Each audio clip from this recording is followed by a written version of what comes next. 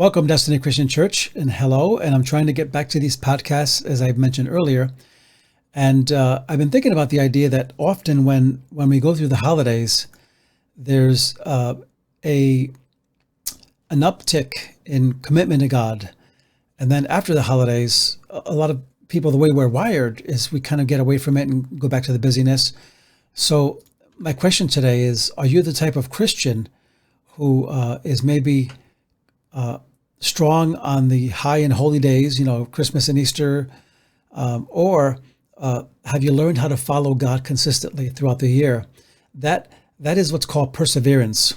And perseverance is so important because if we don't learn how to follow God, no matter what, in any circumstance, whether there's a high or holy holiday or not, then we won't learn what it means to be consistent in the way we walk.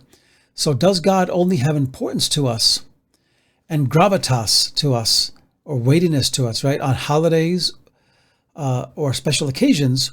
Or is he the most important thing of our life? Is he the center that we flow out of? And I love that verse in Isaiah that says, in Isaiah 59:1, the Lord's hand is not short to save, nor his ear dull to hear.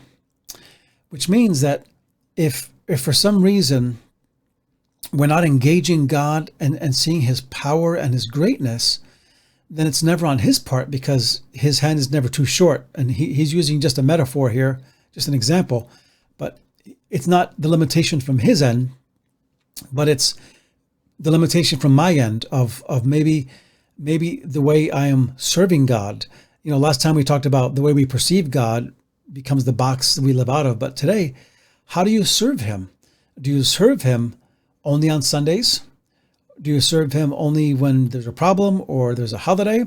Or is he the God of your life every day where you seek him and you pray to him and you read his word and you go beyond, where you go beyond God just as a resource, but as the source of all things, as a source of your joy and your fellowship and your happiness? And somebody once said that it is a rare thing that a Christian can truly appreciate God. And when I read that, it hit me in the sense that sometimes we see God as a big daddy and, we have a need, take care of the need, Lord, and I'll be happy. And then when everything's done and the need is fulfilled, we kind of forget about it. But what if we started to look at God more as a friend, as a father who wants to fellowship with us, as someone that we can adore and lift up and just come to him no matter how we feel, and whether it's a high holy holiday or not, and say, Lord, I just want to be with you today. You're my Father and I love you. Or maybe you're driving in the car and you've never thought about, can I actually feel his presence in my car? Absolutely.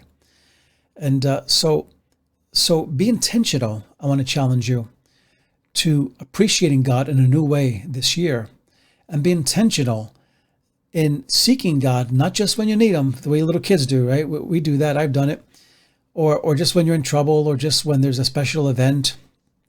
But be intentional about serving God every day. Isaac Watts wrote great hymns, and one of his hymns goes like this: but drops of grief can never repay, and I'm transliterating it, can never repay the debt of love I owe. Here, Lord, I give myself away. 'Tis all that I can do. So how do you know you're really, really serving God with all your heart? You come to the realization that all you can do in response to him is give yourself back to him. You surrender the whole of your life to him.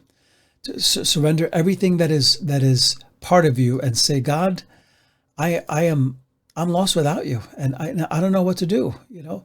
I need you for more than just your blessings or your problem solving or your aid or your help. I need you because you created me, and without you, I'm lost. So maybe that's a good prayer to pray, a very humble prayer. I love the prayer prayed by the man who was the common sinner in the New Testament when he says, Lord, have mercy on me, a poor sinner.